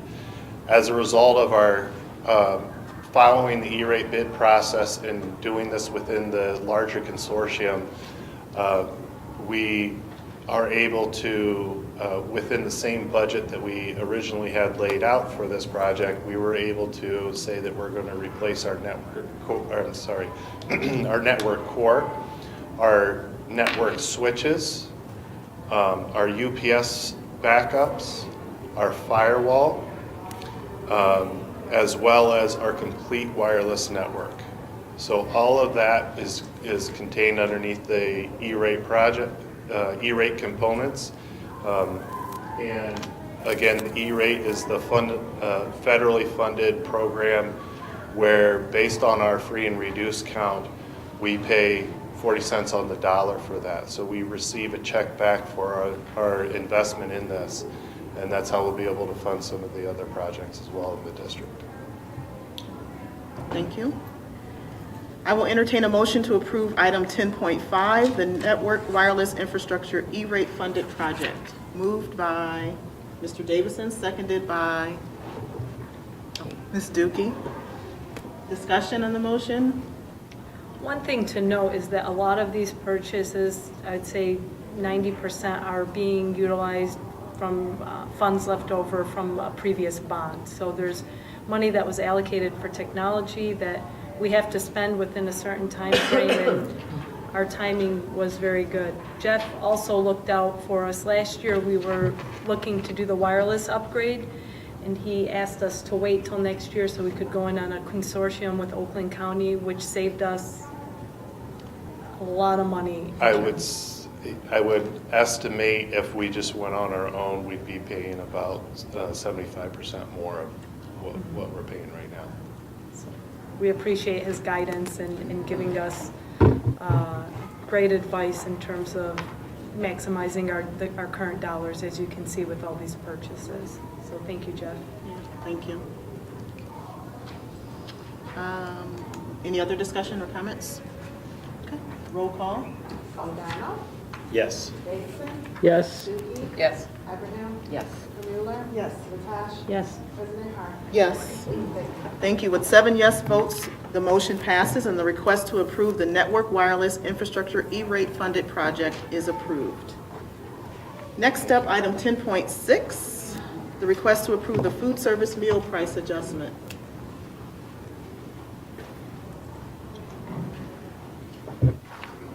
Hello. As we discussed at the committee of the whole meeting, this year, the district is required to fill out a school price adjustment calculator to determine what the appropriate price would be for our school lunches. This year, when we filled out that form, it was determined that we are required to raise the price by a minimum of 13 cents. By doing that, that would put us at $2.88 at the elementary level, $3.13 at the secondary level. We have not raised school lunch prices since the 13-14 school year. At that time, we raised prices at both the elementary and the secondary level by 25 cents. We are requesting that at this time we also raise prices by 25 cents, which will put our lunches at $3 at the elementary level and $3.25 at the secondary level. By doing that, it will let our lunch prices be stable anywhere from 3 to 4, potentially 5 years, so that we're not always coming back and raising prices. And this way, parents can be rest assured that we're not going to do that every year. So we are requesting that approval to raise the lunch prices by 25 cents. Thank you. I will entertain a motion to approve item 10.6, the food service meal price adjustment. Moved by Ms. Ibrahim, seconded by Mr. O'Donnell. Discussion on the motion? Again, I feel like we had a long time to talk about this at the last committee of the whole meeting, so. I think. Yeah. I mean, we have to raise prices. I don't like, never pleasant to take action to raise school lunch prices, but in this case, it's necessary, and we're doing what our responsibility calls for. All right. Roll call, please. Davidson? Yes. Dookie? Yes. Abraham? Yes. Mueller? Yes. Latasha? Yes. O'Donnell? Yes. President Harden? Yes. Thank you. With 7 yes votes, the motion passes and the request to approve the food service meal price adjustment is approved. Next up, item 10.7, the request to approve the Neola Policy 2410, second read. This one's a tough one. I mean, this Neola policy prohibits any school employee or agent from referral or assistance in terms of an abortion. It actually will call for, if any staff member does, it's a 3% fine of our annual compensation, and also $100,000 reduction in our state aid note. This was actually passed last year by the legislator before, was it, I'm sorry? 2016. 2016, I'm sorry. And it was required to be implemented by us. We have to pass it by June of 2019. So the board has pushed this as far as we can. Ms. Latash as well contacted our representative, Wittenberg, to try and address this. Unfortunately, this is a partisan issue, and with the way that the legislature is made up, it really doesn't allow us any flexibility. This is just so we're compliant with state law. So it's one of the tough ones, and all I can say is we're going to make sure our students have the necessary supports while following the law. But there's ways to follow the law and ensure that they have the support and assistance that they need. Thank you. I will entertain a motion to approve item 10.7, the Neola Policy 2410, moved by Mr. Davison, seconded by Mrs. Dookie. All righty, any other discussion on this motion? Oh, I have lots to say. I just want to make it known that there's a statute that was passed along with this one. It's MCL 388.1766 that says if we do not, as a board, pass this policy, we will be docked $100,000 of our school aid fund. So as much as I despise this legislation, and I think it is a complete and utter attack and war on women like we've been seeing across the country, I think this is something that we can't afford to lose a teacher or a couple of teachers or any resources for our kids. I would just say that I will support every kid in this district, no matter what their choice is. If I can help a child or talk to a student or talk to anybody, and I will fight like the Dickens to make sure that that no one is penalized for helping a student or helping a child or helping anyone have their autonomy over their own body and their own choice. So it pains me to do this, but I don't want to harm our kids in any way by losing out on funding. Yeah. Any other comments? Jen said it perfectly, but Jim, you have more? Yeah, this is such a bad law in all of the ways that Jen said. It infringes on the autonomy of women, of young women, without any exceptions. It infringes on adults who have a duty to support our students, but regardless of the circumstances that the student might find herself in, whether the victim of rape or incest or for any other reason, there's no latitude that a staff member would have in assisting somebody under this law. It infringes on the free speech of the staff and board members without any reason given. It's just an attempt to score partisan points, and it's such an awful idea that they had to build in extortion in order to get school boards to pass it by saying that we would be giving up $100,000 of state aid if we fail to pass it. So the fact that just think about the fact that in 2016, your elected state legislature, you're gerrymandered an elected state legislature, and the governor who was supposed to be, who promoted himself as supporting smart policies, decided that extortion was the best way to make public policy in this way. So, what I would obviously like to do is not what we will do, which is take a stack of $100,000 in $1 bills and do something to the state legislature, maybe make spitballs, bean them with them. Yeah, I was trying to temper my rhetoric of it, even though I know that's not in fashion these days.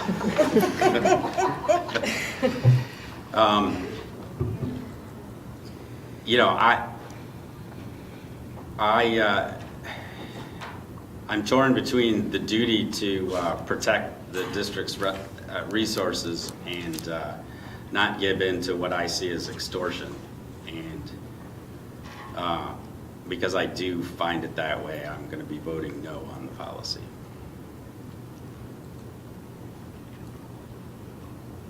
Any other comments or thoughts? I will note that the current Attorney General that we have in Michigan swore to the residents of Michigan that she would never prosecute a case if the legislature so turned over our law in Michigan.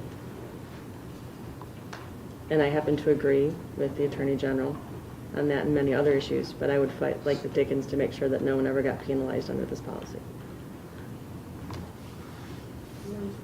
I mean, it's completely clear, we've had numerous discussions, I mean, hence us pushing this forward for like 3 years. 3 years, because it's such a ridiculous policy, and I think that anyone here, well, I'll just speak for myself, I know that I would help any child in any way, any student that was appropriate.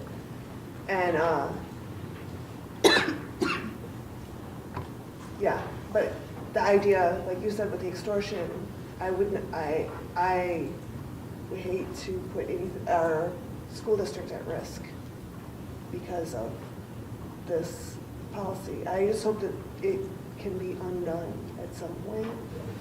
And I mean, obviously, we've done a lot of calling, Jen has done a lot of calling to see if and there's nothing to be done.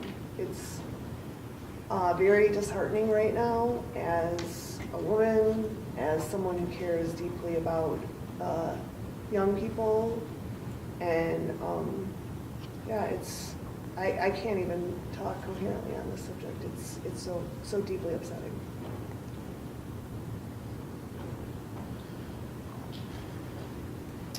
Any other comments?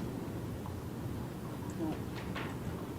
I just feel like we're between a rock and a hard place, and we're held hostage. And I mean, as Jen and Jim both said, I just feel like for the financial sustainability of our district, we're stuck. And unfortunately,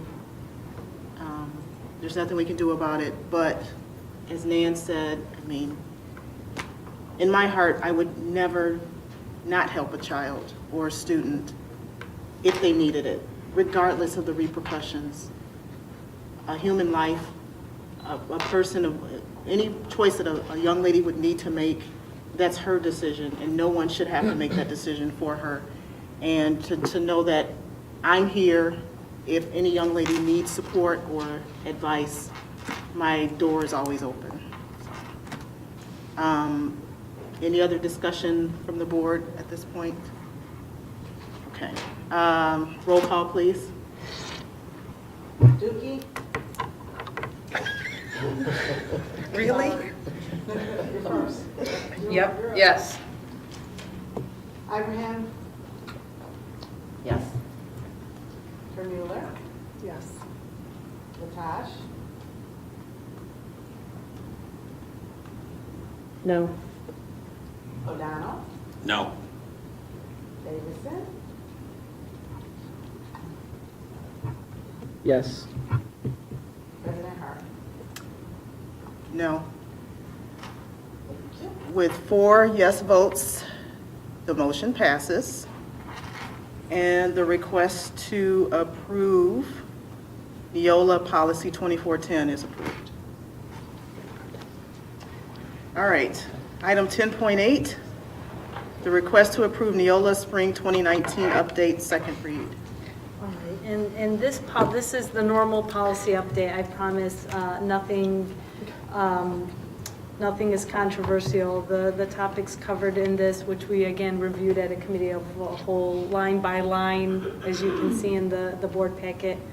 A lot of pages deals with just updates to language with regards to closed session, drug-free workplace, leaves of absences, curriculum development, and those types of things. So again, nothing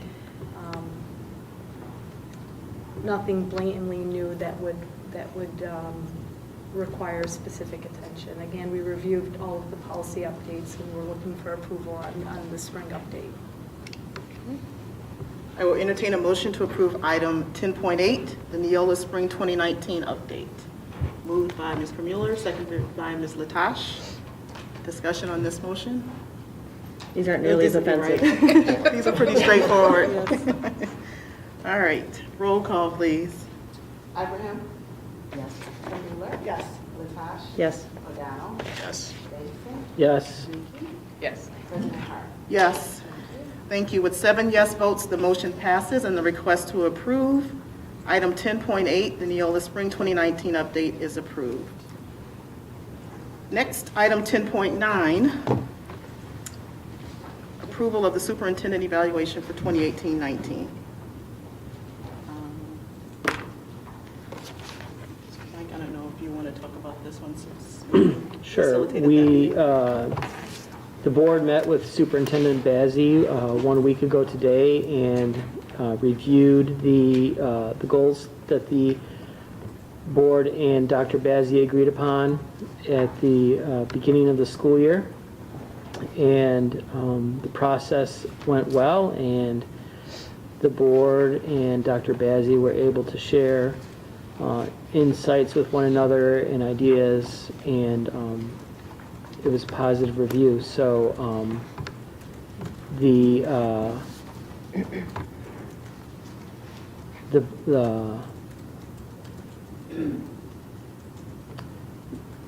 board, Dr. Bazey garnered a highly effective rating, and we appreciate the work that she does for the district, and we'll be setting new goals for next year.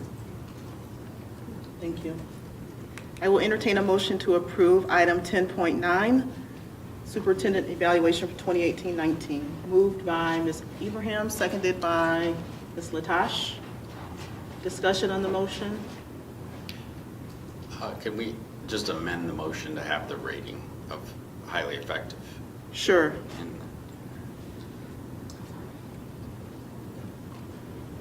Thank you. So with the amended motion, do we have to take a move in a second again? As long as it's... I agree. You agree? Okay. Any other discussion? I appreciated the conversation that we had last Monday and the big old packet of information Dr. Bazey gave to us to review and look over the year. A lot's been done, and I'm looking forward to moving forward. Yes, there was quite a volume of evidence that we had in support of our rating. If I didn't have it, you would have maybe asked for it. We'll see. We'll cut it down a little bit for next year. I like the pictures. Leave the pictures. Oh, no. I'll leave the pictures. Okay. Yeah. Roll call, please. Permuller? Yes. Latash? Yes. O'Donnell? Yes. Davidson? Yes. Yes. Abraham? Yes. President Hart? Yes. Thank you. Thank you. With 7 yes votes, the motion passes, and the request to approve the superintendent evaluation of highly effective for 2018-19 is approved. All right. Next up, item 10.10, amend the superintendent contract to extend for 1 additional year, making the agreement run through June 30th of 2022. For this one, based on the highly effective rating that we gave Dr. Bazey, based on that rating, the request is to extend her contract, as we did last year, for 1 additional year to make her contract run through June 30th, 2022. I will entertain a motion to approve item 10.10, moved by Mr. O'Donnell, seconded by Mr. Davison. Any further discussion on this motion? Nope, seeing none. This was same as last year. All right. Roll call, please. Latasha? Yes. O'Donnell? Yes. Davison? Yes. Stuckey? Yes. Ibrahim? Yes. Gurley? Yes. President Harden? Yes. Thank you. With 7 yes votes, the motion passes and the request to approve the superintendent contract to extend for 1 additional year, making the agreement run through June 30th, 2022 is approved. Thank you, Danya. All right. That's it for our consent agenda items. Informational budget to actual report. I don't know if you or Nancy had anything to share. Just very quickly, Nancy puts this together for us every month as a check and balance. Shows us within about 1.5% of our spending for over last year, with outliers explained for certain reason. Again, we do this to make sure that there wasn't some large expense that's out of the ordinary, just to make sure that our spending is on track with last year. So that's included in the board packet for your information. Okay. Thank you. All right. Item 12, we did not have any pulled consent agenda items. 13, our next committee of the whole meeting is Monday, June 10th at 6 p.m. Our next regular board meeting is Monday, June 17th at 7 p.m. And item 15, Eagle Points of Pride or comments. Who would like to go first? We had been, there was a lot of mention about the Midwest Equity Assistance Center that the school board and other administrators have taken part in. Was it Saturday or the Saturday before? It was fairly recently that we had another Saturday session that went all day, and at times it was grueling, just because there was such a lot of work going on. I was very excited to see high school students there. We had 4 students who came to take part in it, some because they are busy kids. Were only able to stay a half a day, but then they had somebody come in and tag team. The students that took part in this, Nia Williams from UHS, Kaya Scott from Fraser, or Ferndale, sorry. I do this all the time. It's FHS, and I'm a retired teacher from Fraser, and I do this constantly, and I apologize. It's okay. When you're old, you forget. Dylan Clemens Midget from UHS, and Kyra Newman from Ferndale High School. I had kiddingly said, oh, they're letting me sit at the kids' table when I sat with a couple of them. By the end of the day, it was obvious who the child was and who the adults were. We have some exceptional high school students. They are thoughtful, and they had a lot to offer, and they weren't intimidated at all. And they had just come in and did what they had to do. So I want to give a shout out to the high school kids. Thank you. I'll go next. So, I have a senior graduating, and his last day of school is on Wednesday. So I just want to give a shout out to basically everyone, every para, secretary, teacher, principal, everything else that has been a part of his life. I will say he was a giant pain in the rear when he was in first grade, and he spent a lot of time in the office. And my biggest shout out here goes to Dina Rochelo, because she saw that he was a leader, and she made sure to let me know that he was a leader and that he just needed to be focused in the right way, and that he could become something really special. And her belief in him made him believe in himself that way. And he's had a wonderful experience here, and I could not be more proud that he is graduating an Eagle.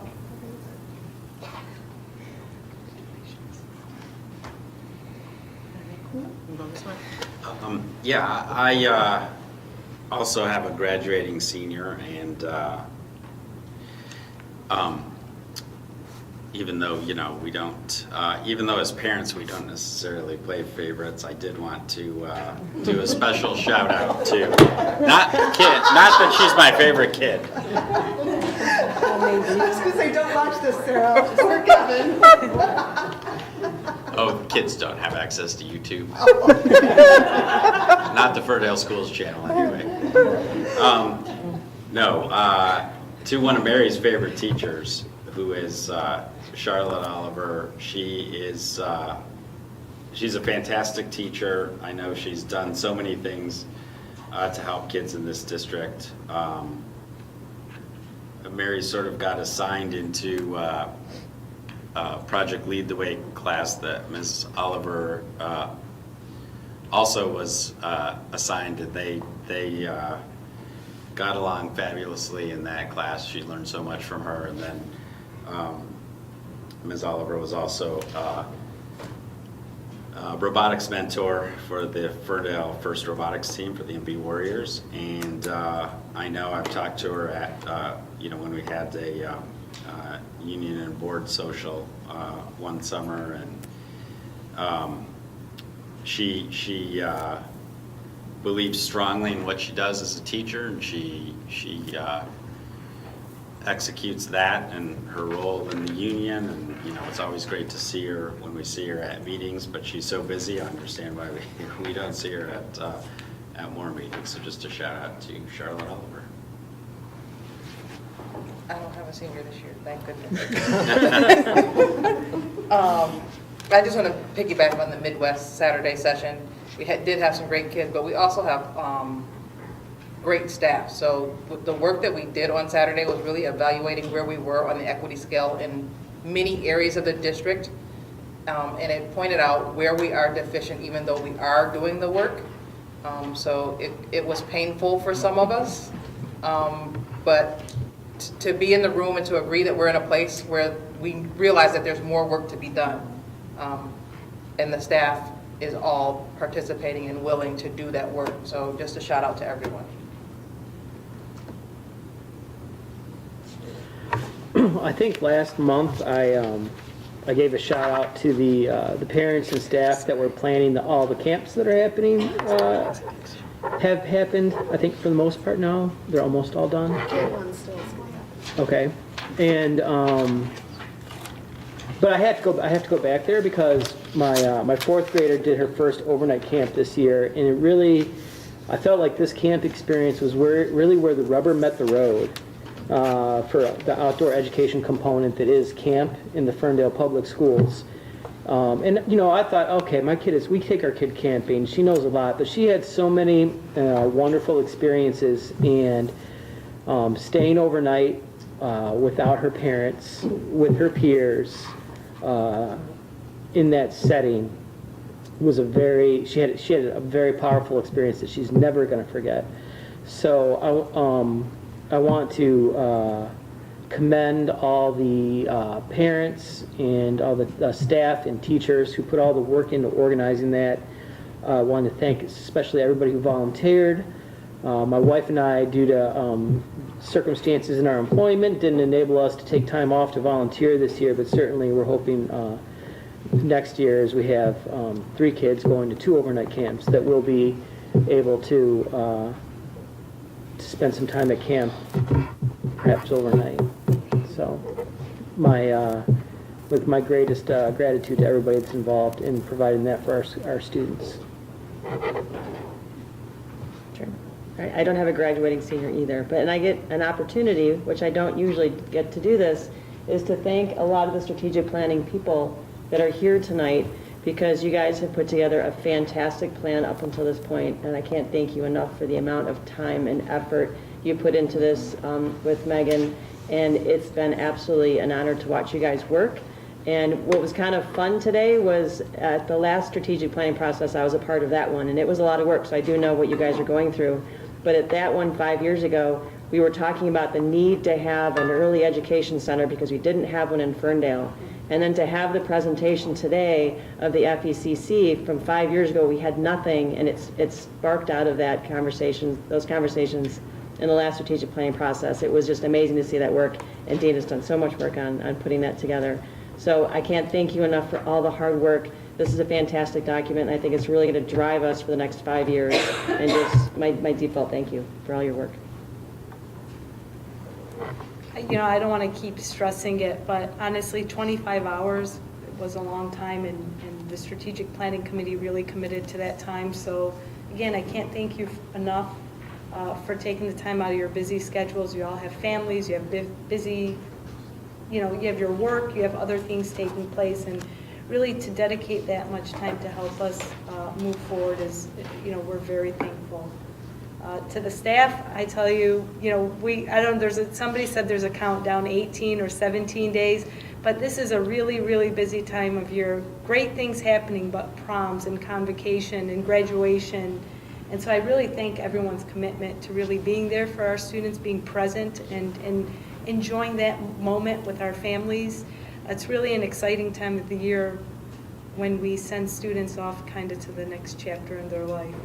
And then lastly, just want to thank all the staff that I work for and the board for all of the support. I hope to be a Ferndale Eagle for a long time.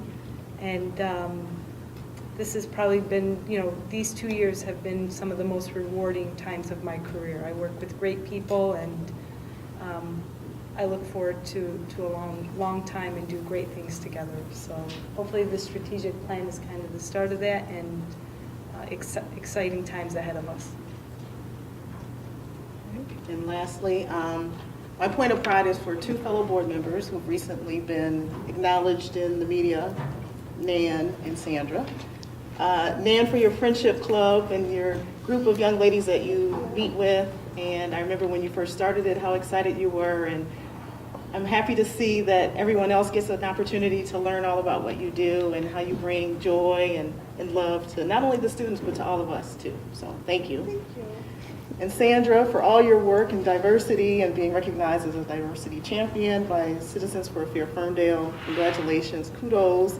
I am so honored to be able to work alongside with you, and not just the diversity committee, but just all that we do. Ideas that we have and that we share. You're such an asset, not just to the board, but to the Ferndale community. So thank you. Next, I will entertain a motion to go into closed session to discuss contract negotiations with the board, Dr. Bazzi, Teresa Volcano, and Nancy Hoover. Moved by Jen, is that a Sure, nod? yes. Okay. And seconded by Mike Davison. Roll call. O'Dowd? Yes. Davison? Yes. Yes. Abraham? Yes. Miller? Yes. Latasha? Yes. President Hart? Yes. Thank you. Thank you. With 7 yes votes, the motion passes, and we will go into closed session to discuss contract.